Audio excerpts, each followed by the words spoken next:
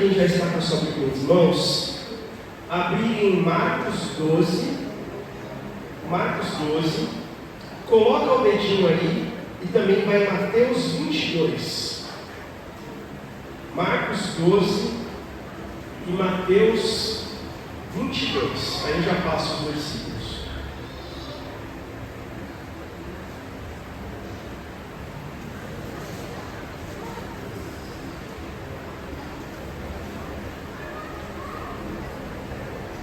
Marcos 12 e volta um pouquinho, Mateus 22.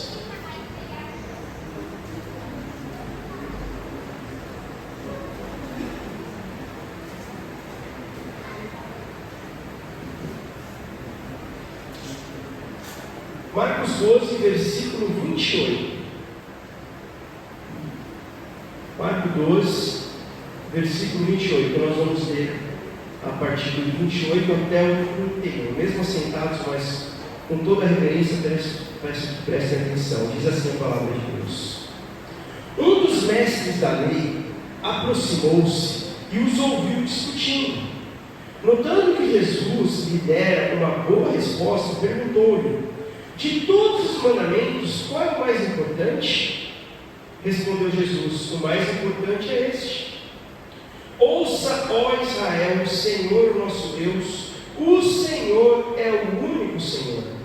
Ame o Senhor, o seu Deus, de todo o seu coração, de toda a sua alma, de todo o seu entendimento e de todas as suas forças. O segundo é este: ame o seu próximo como a si mesmo. Não existe mandamento maior do que estes. Agora vamos lá para Mateus 22. A partir do versículo 34. Nós temos aqui o mesmo fato. Os dois são palavras de Jesus, um com a narração de Marcos e outro com a narração de Mateus. Tá? Mateus, então, 22, a partir do 34, diz assim: Ao ouvirem dizer que Jesus havia deixado os saduceus sem resposta, os fariseus se reuniram. Um deles, perito na lei, o pôs à prova com esta pergunta: Mestre, qual é o maior mandamento da lei?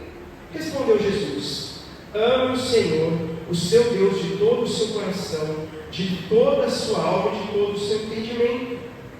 Este é o primeiro e maior mandamento. E o segundo é semelhante a ele: ame o seu próximo como a si mesmo.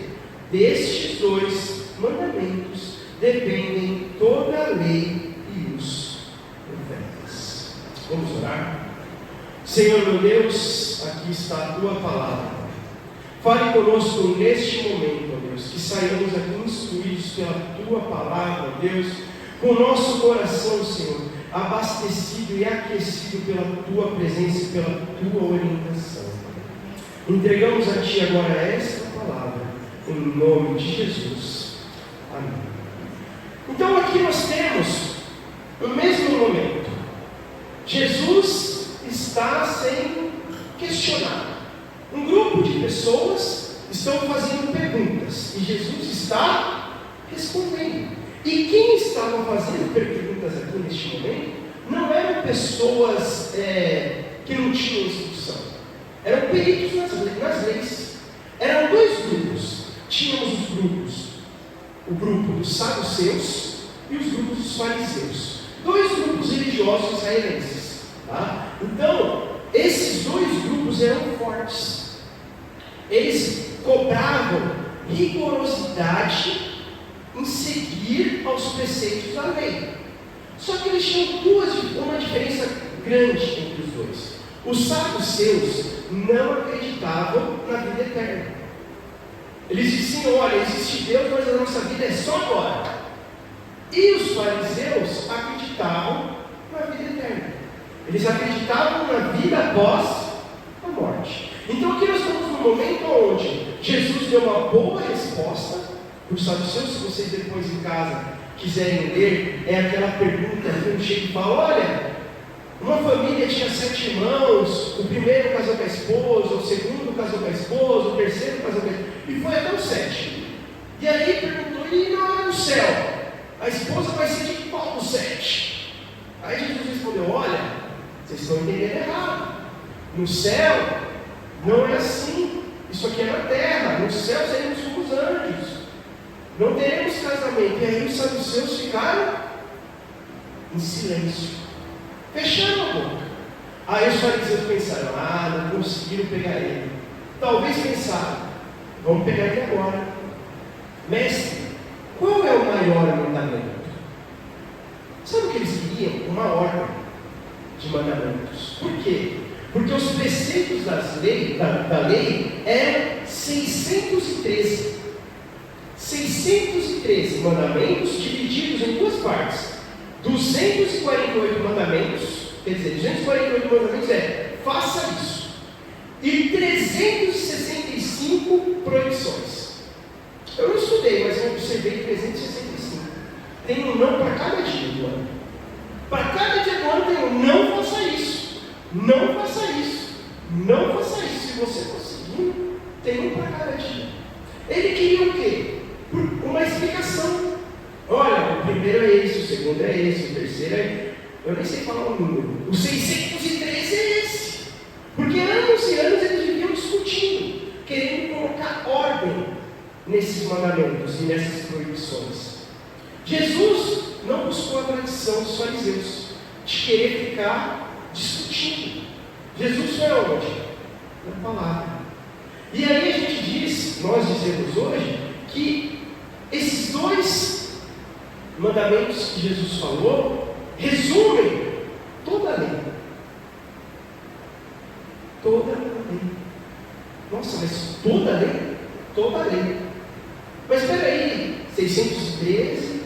Aí se a gente for pensar nos 10 mandamentos, eram 10. Já diminuiu bastante, facilitou só 10. Aí vem Jesus e racha tudo e fala: não, é só 2. Se você cumprir esses 2, você está cumprindo os 10, está cumprindo os 613. E a gente não pensa na profundidade que isso é. A gente não pensa. Ou porque não quer, ou porque não quer parar para pensar, ou porque não quer agir, ou porque não quer mudar, mas a gente não para pensar nisso. A primeira resposta de Jesus, ele falou de Deuteronômio 6,5, aonde é um chamado ao povo, é um chamado de ouve, ó Israel, como foi lido no Marcos 12. Jesus respondeu: ouça, ó Israel. É um chamado, ouça, preste atenção, ame o Senhor, o seu Deus, de todo o seu coração, de toda a sua alma e de todas as suas forças. Ele repetiu algo que Deus já tinha dito há muito tempo antes e que Moisés tinha passado, transmitido ao povo. Quer dizer, Jesus estava trazendo algo novo? Não. Ele só estava trazendo algo que estava lá, mas que o povo não tinha prestado atenção. Ele foi lá e disse: olha, aquilo lá, ame o Senhor, é o mais importante. Percebam que falou coração, alma e força. Esses são os termos que foram usados no texto hebraico. Se nós formos falar da tradução da Septuaginta, que foi a primeira tradução grega, os termos foram um pouco trocados. Ficou coração, alma e poder. Mas isso são só termos. O que os estudiosos chegaram nesse entendimento, e quando Jesus repetiu essa passagem, ele fez uma combinação desses quatro. Ele usou a palavra, na verdade sim, Jesus falou, e os escritores, ao escrever o que Jesus falou, colocaram esses termos. Primeiro, coração. Coração, para o povo de Israel, era o centro da vida. Por isso que nós falamos, tem que ver o seu coração, analise o seu coração. Nós chamamos de coração o nosso órgão que nos pulsa sangue. Por quê? Porque a sangue é vida. Se o sangue não circular no nosso corpo, não existe a troca de oxigênio, não existe a as células que levam o alimento, e nós não sobrevivemos. Por isso que nós chamamos de coração. Mas este coração, como centro da vida, é a nossa mente. É tudo aquilo que nos traz as nossas emoções, as nossas vontades, os nossos propósitos. Depois ele falou com toda a nossa alma. Alma é a nossa força vital. É algo que anima o nosso corpo, o lugar dos nossos sentimentos, desejos, afeições. Percebam que nós estamos falando praticamente a mesma coisa, só que com toda a intensidade que ela significa. Depois ele usou força. Quer dizer, você pensa, você age e você ainda tem que agir com toda a força, a habilidade, o vigor, o poder. E ainda foi acrescentado o termo entendimento. Quer dizer, não basta você pensar, você tem que raciocinar, ter entendimento real daquilo. Por isso que a igreja metodista coloca fé e razão. Não basta somente ter uma fé cega, aonde você pode rodar pirueta, mas não tem entendimento da palavra. E também não adianta você ter um entendimento profundo, teórico, totalmente pautado na palavra e não ter o Espírito. Por isso que a igreja metodista é uma igreja equilibrada, onde nós levamos em conta o estudo da palavra e nós levamos em conta também manifestação do Espírito. Deixar o Espírito fluir, acreditamos na unção do Espírito, claro, com tudo ordem e essência, mas nós queremos no equilíbrio. Não basta ir só de um lado ou só do outro. Se nós somos para o lado dos que estudam, a maioria ficam hereges. Se aprofundam tanto que só ficam na palavra e não pegam o Espírito. Tanto é que fala na Bíblia que a palavra mata e o Espírito vivifica. Por isso que os dois têm que estar em equilíbrio. Por isso que nós temos que amar a Deus com todo o nosso coração, com toda a nossa alma, com toda a nossa força, com todo o nosso entendimento, nossa habilidade intelectual, nossa habilidade de pensar. Se você não acredita em Deus pela sua razão, você só acredita em Deus pela sua emoção, uma hora você pode cair. Porque o coração do homem é enganoso. E o que nos leva a ter a convicção da palavra na nossa fé, muitas vezes é a nossa razão, é o nosso entendimento, é o nosso pensamento, que nos leva a entender que tudo que foi feito neste mundo não tem como, senão por algo maior. Não está aqui muito na palavra, mas Deus está pregando agora. Nós vivemos um mundo onde a teoria da evolução se faz presente. E ela é totalmente anticristã. Mas vocês sabiam que o Darwin, que escreveu, ele era cristão? Filho de pastor? Quando ele escreveu a evolução, não é o que nós entendemos hoje. Ele escreveu uma evolução das espécies de adaptação, não de mutação. Não existe mutação. E aí o ser humano, influenciado por forças contrárias a que Deus prega, falou: não, essa evolução é mutação, nós viemos do macaco, da lagartixa, do sapo, sei lá. Não existe. Vocês percebam que tudo é distorcido. E nós temos que ir ao princípio da palavra, para ver o que verdadeiramente a palavra fala, para não distorcer. Por isso que Paulo fala: tudo que eu falo, analise. E eu digo mesmo, não fiquem só ouvindo o que eu estou falando, sem analisar o que fala na palavra. Porque vale mais o que está escrito aqui, do que o que eu estou falando para vocês. Eu creio em Deus, eu me preparo para isso, eu olho que tudo que eu falo está aqui. O meu dever é falar, mas o dever de vocês é conferir. Não só de vocês, como eu também, quando ouço outras pessoas, é conferir. Verifica se está na palavra. Como que está escrito, como que está falado. Então, o coração simbolizava a totalidade do ser. Algo, então, que era o significado de mandamento. Amar a Deus era um mandamento. Era mandado. Olha, você tem que amar a Deus. Este é o alicerce, o resumo da obrigação de todo homem para com Deus, de toda mulher. Tem que amar a Deus. Ótimo. Mas o que é este amar a Deus? Nós não temos no nosso português palavras próprias que identificam isso. Porque nós chamamos de amor. Tá, amor.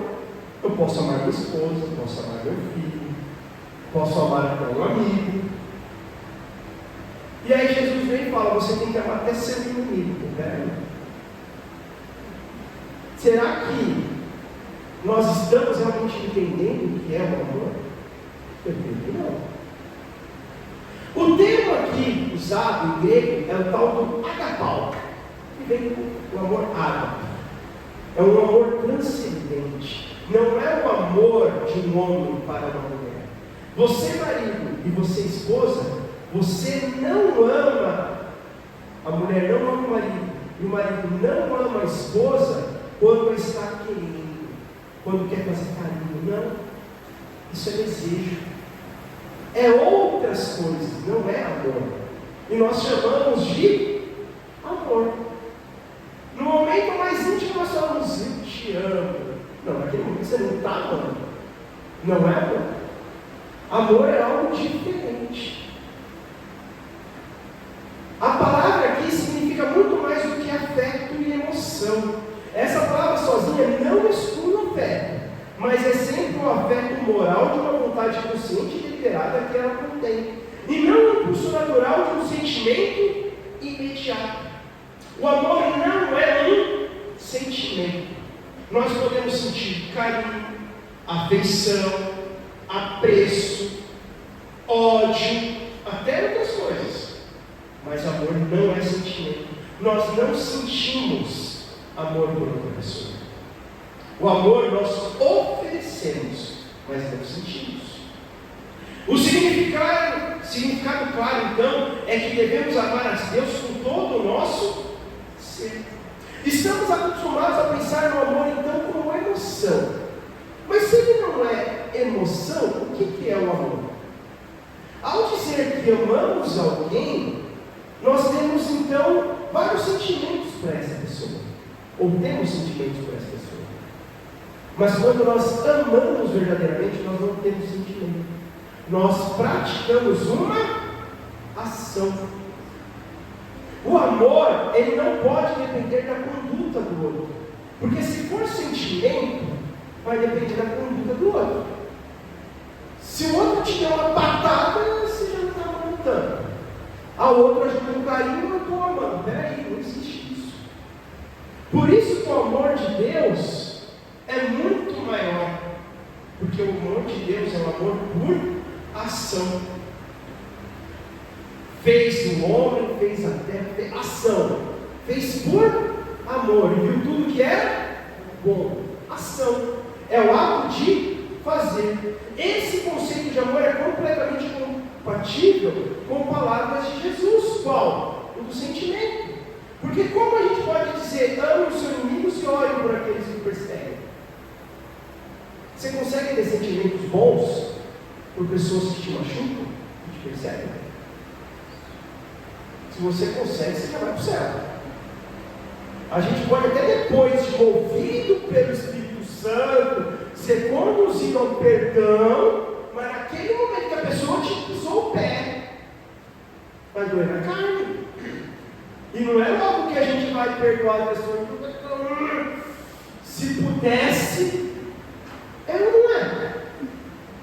Por isso que isso não é amor. Não tem como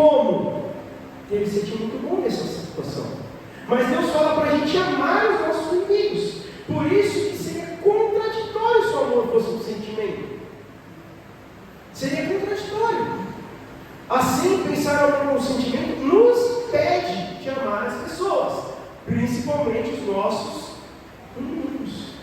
Por isso, é importante nós pensarmos que o amor é ação. O seu verdadeiro significado está em fazer aos outros aquilo que eles precisam, que precisa ser feito. O amor, portanto, é uma ação. E nós estamos falando primeiramente de um amor a Deus. Por isso que Deus nós devemos obediência. Você pensa que obedecer a Deus sempre é bom? Eu afirmo para vocês, não é.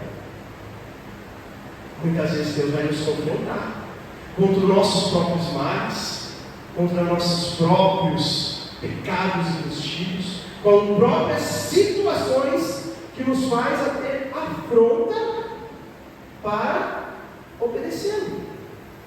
E aí o nosso amor por Deus é uma obediência, é uma ação. Fazer aquilo que Deus manda, mesmo que aquilo não me traga sentimento, já teve situações que eu passei que uma pessoa me magoou muito, e depois de um tempo Deus ficou me incomodando para eu pedir perdão para a pessoa, e eu não queria, eu relutava, a gente briga, luta, mas no fim das contas a gente tá bom, né? Tem que obedecer. Eu pedi perdão, e a partir do meu passo de pedir perdão, a pessoa me pediu perdão, e hoje nós temos um bom relacionamento. Mas é difícil, é duro, eu falo, é duro, principalmente que a gente tem mais um pão é pão, pedra é pedra, assim sim, não, não, é duro. Muitas vezes eu passo por essas dificuldades, vocês também podem passar por isso. Por isso que é ação, obediência mesmo em detrimento próprio. Por isso que o segundo mandamento que Jesus falou, depois de amar a Deus com todo o nosso entendimento, está em Mateus 22, 39, é: ame o seu próximo como a si mesmo. Ame o seu próximo como a si mesmo. Isso foi citado nos dois.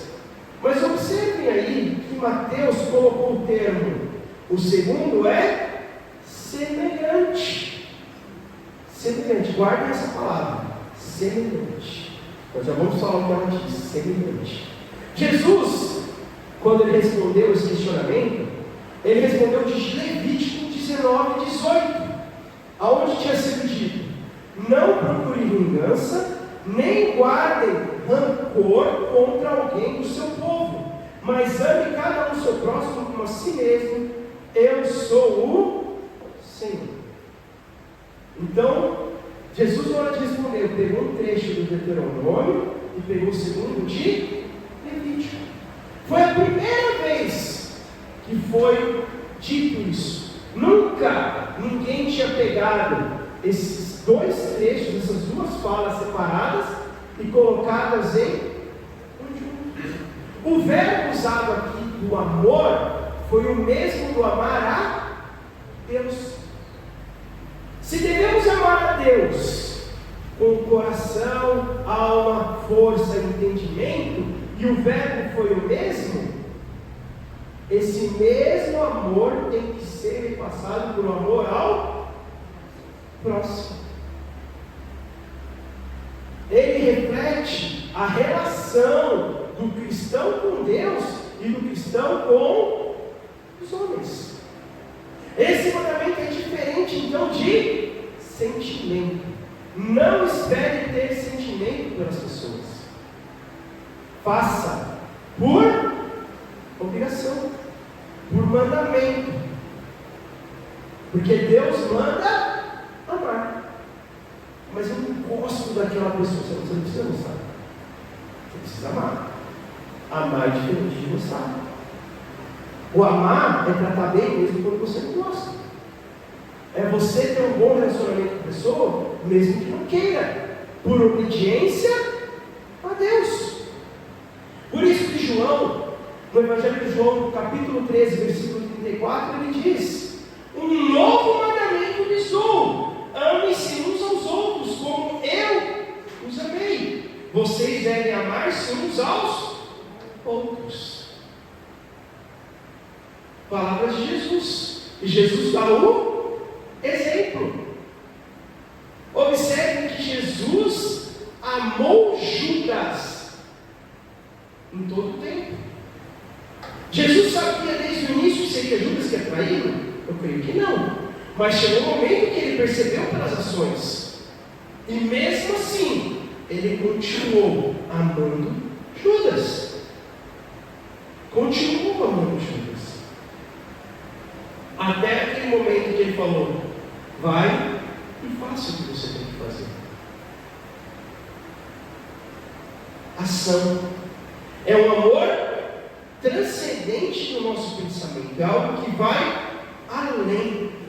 Por isso que em Mateus, ele colocou: destes dois mandamentos dependem toda a lei e os profetas. Toda a lei e os profetas.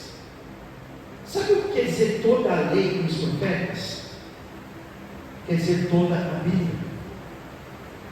A Bíblia tem as suas partições, mas o Antigo Testamento, todo ele é representado pela lei, Moisés, e pelos profetas, Elias. Tanto é que na transfiguração, quem Jesus recebeu? Moisés e Elias, porque eles representavam toda a antiga aliança.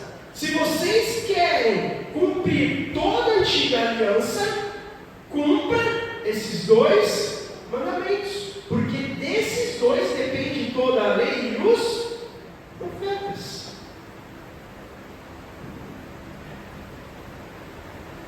Ninguém havia relacionado esses termos, como eu falei. Jesus então uniu esses dois. Eles estavam separados. E observem que Mateus, quando juntou, ele aglutinou esses dois com a palavra semelhante. Isso é a nossa tradução. Semelhante. Uma tradução pode variar um pouco da outra, mas o termo normal que nós usamos no português é o semelhante. O semelhante quer dizer algo parecido. Parece, mas não é genérico. Só que esse não foi o termo usado ali no grego. O termo no grego foi homóios, que em sua raiz semântica significa correspondente. Correspondente é algo muito maior do que semelhante. Correspondente é algo que corresponde. É algo que ao mesmo tempo é igual e ao mesmo tempo um é unido ao outro. Um corresponde ao outro.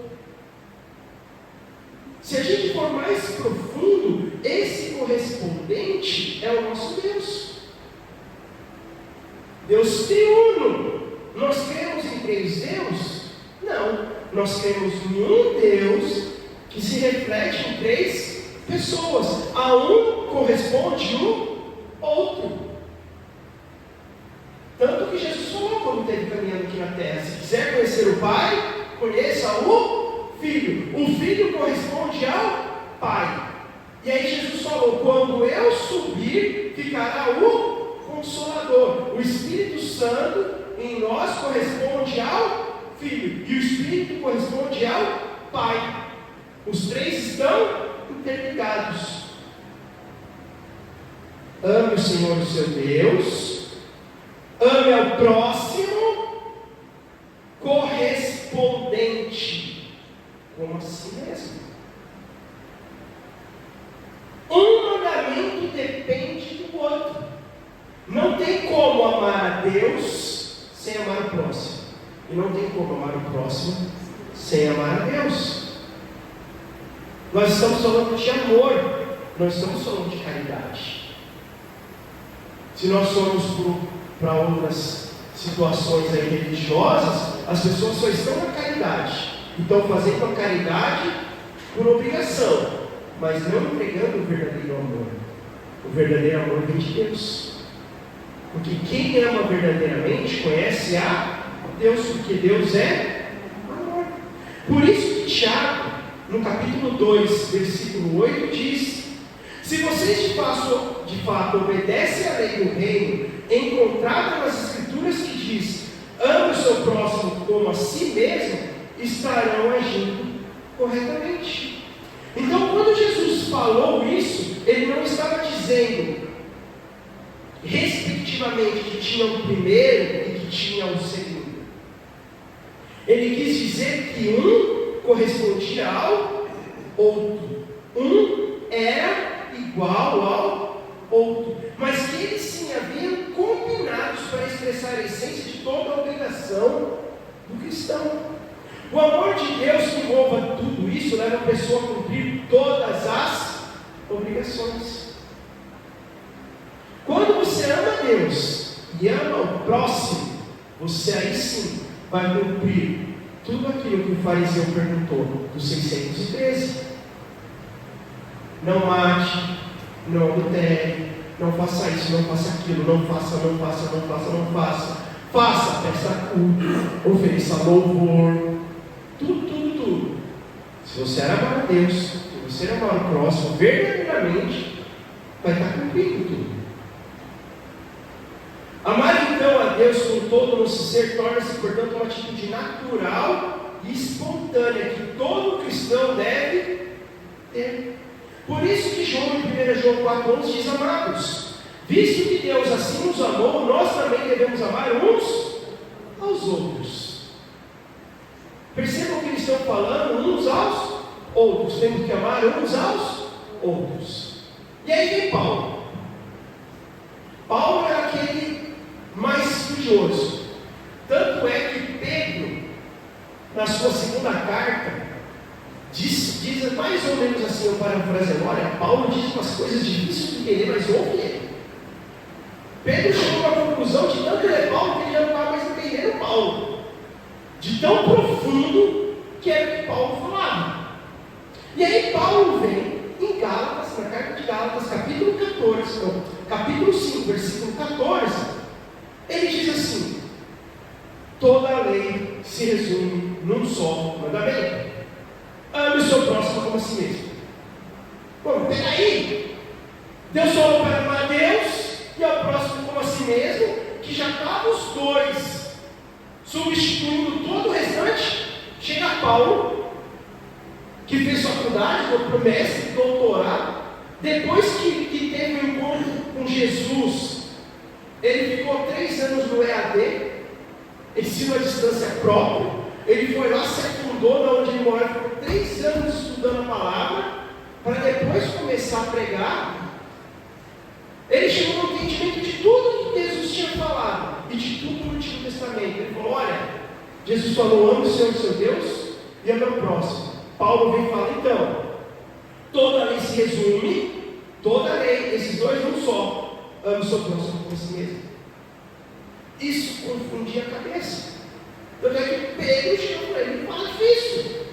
Peraí, por que Paulo então falou que amando o próximo, ama a Deus? Ele simplesmente, olha, cortou? Não, ele não cortou. Ele entendeu.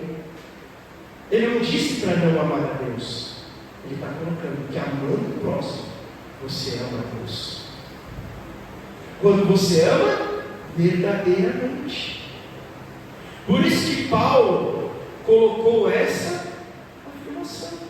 Mandamento de amor ao próximo. Então, se nós cumprirmos o amor ao próximo, estaremos cumprindo o mandamento de amar a Deus. O mandamento de amor como ação. Fazer por obrigação. Mas essa obrigação não pode ser uma obrigação de eu tenho que fazer porque eu dou. Não, se você faz de cara empurrada ou mal feito, é melhor que não faça. Porque Deus espera que faça com amor, no coração, com o desejo de amar a Deus. Então, se eu tenho o desejo de amar a Deus, eu amo também o meu próximo. E a ação de amar a Deus se reflete eu amando o próximo. Porque o seu próximo, quem criou? Deus. Se você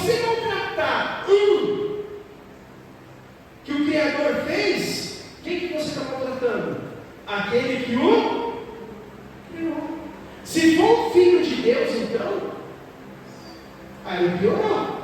Se você não trata um cristão, você não está amando só uma criatura, você está amando. Você não está só maltratando uma criatura, você está maltratando o Filho de Deus. E aí Deus vai ficar chateado com a gente. Por isso que Tiago fala, você ora, mas você não recebe porque está orando errado. Por quê? Porque na oração, se você ora só pedindo, mas não age antes, de nada vale.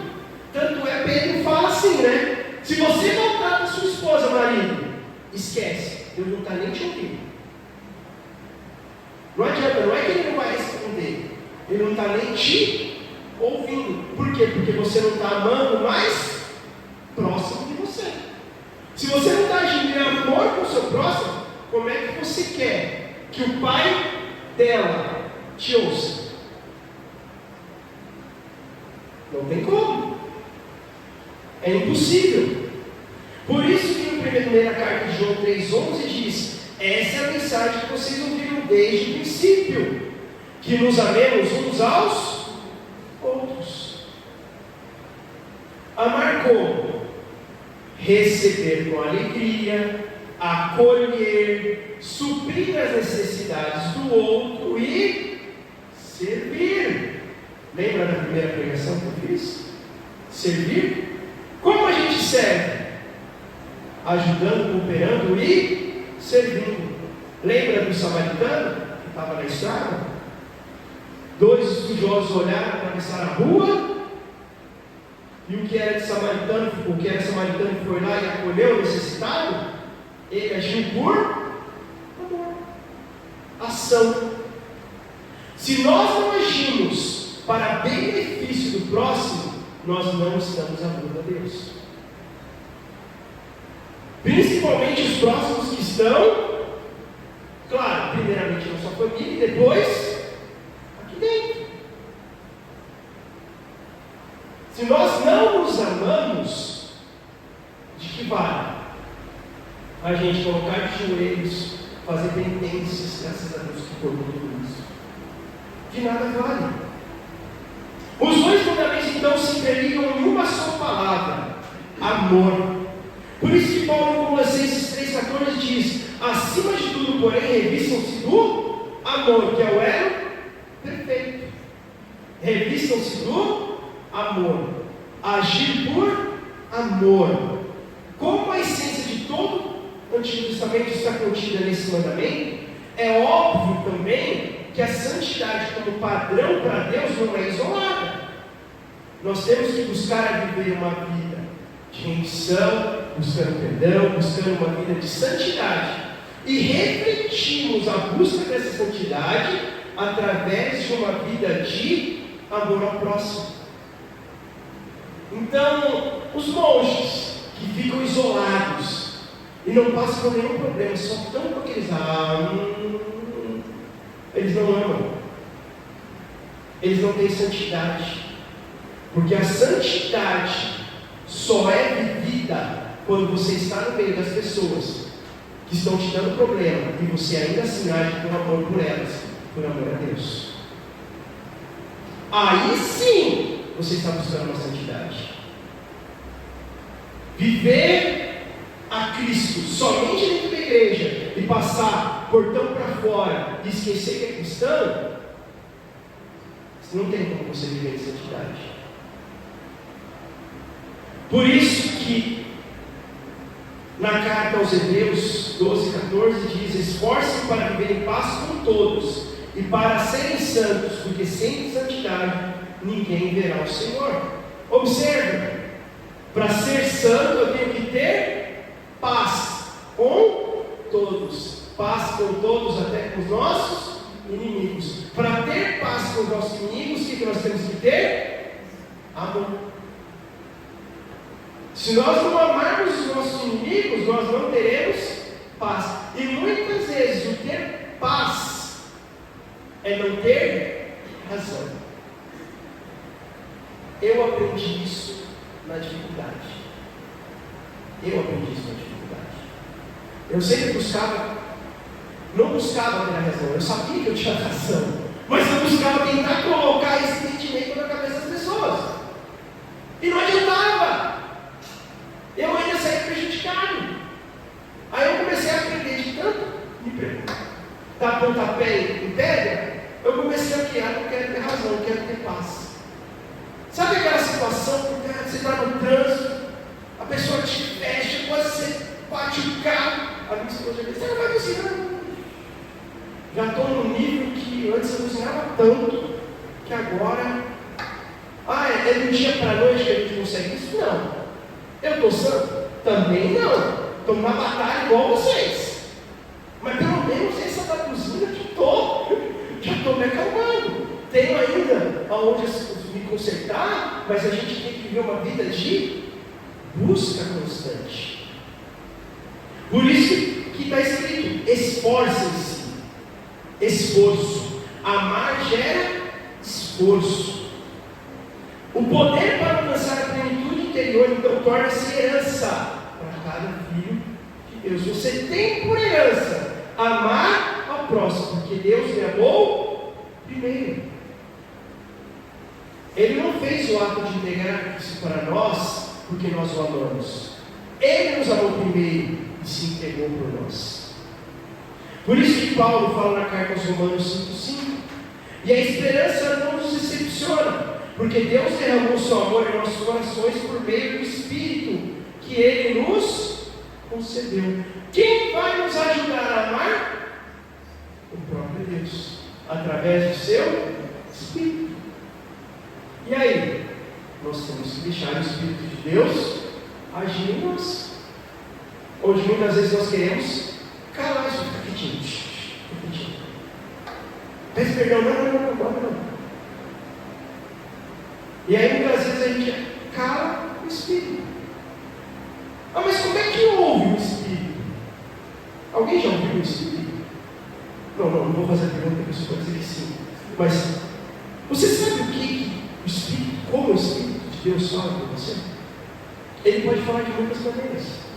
Ele pode falar através da sua palavra, ele pode falar através de outra pessoa, de outro conselho, ele pode falar através de uma música, você está ouvindo uma música e aquela música traz a resposta que você estava esperando, e ele ainda pode falar através de um outdoor que você passa e lê, e ele pode falar audível, com sua própria voz de trovão, ou até mais íntimo. Se o Espírito Santo está em nós, está dentro de nós, agindo através de nós, está na nossa mente, qual é a voz que nós ouvimos quando nós falamos? A nossa própria. Nós não ouvimos a nossa voz direta quando falamos. Vocês já perceberam isso? Que quando você está falando, você está ouvindo uma voz. Quando você grava no celular e vai ouvir a voz é diferente. Por quê? Porque o cérebro está fazendo o processamento da voz, que nós estamos ouvindo a nossa própria voz, não só com o ouvido, mas também com a fala. Por isso é um pouco diferente. Se o Espírito Santo está em você, e ele age através de você, qual é a voz que ele vai usar dentro de você para falar com você mesmo? A sua. Então não pense que quando você está ouvindo a sua própria voz na sua cabeça para fazer alguma coisa boa, é você mesmo. Porque de nós não existe nada de bom. Se você ouve alguma coisa para fazer de mal, é você mesmo. Agora, se é alguma coisa boa, alguma coisa para amar o próximo, não vem de nós, obedeça porque é Deus. Está dando para entender? A gente tem que começar a ouvir o Espírito e obedecer. Devemos então amar o nosso próximo tão verdadeiramente e sinceramente como nós amamos a nós mesmos. Por isso que em muitos casos devemos negar-nos a nós mesmos pelo bem do próximo. Lucas 9:23 diz: Jesus dizia a todos: se alguém quiser acompanhar-me, negue-se a si mesmo, tome diariamente a sua cruz e para seguir a Jesus, tem que se negar. Negue a sua própria vontade, seus próprios desejos, para amar a Deus, agindo em amor ao próximo. Por isso que, para finalizar a palavra de hoje, eu quero trazer um escrito do filósofo Michel Coist, que diz assim: amar não é sentir. Se você espera para amar, você amará pouquíssimas criaturas sobre essa terra, evidentemente não seus inimigos. Amar não é algo instintivo, é a decisão consciente de sua vontade de ir ao encontro dos outros e dar-se a eles. Amar, em essência, é dar-se a alguém e aos outros. Aquele que mais amou foi Cristo, não porque tenha dado prova de maior afeição sensível pelos homens, mas porque deu mais conscientemente, voluntariamente, gratuitamente e mais do que todos os outros homens.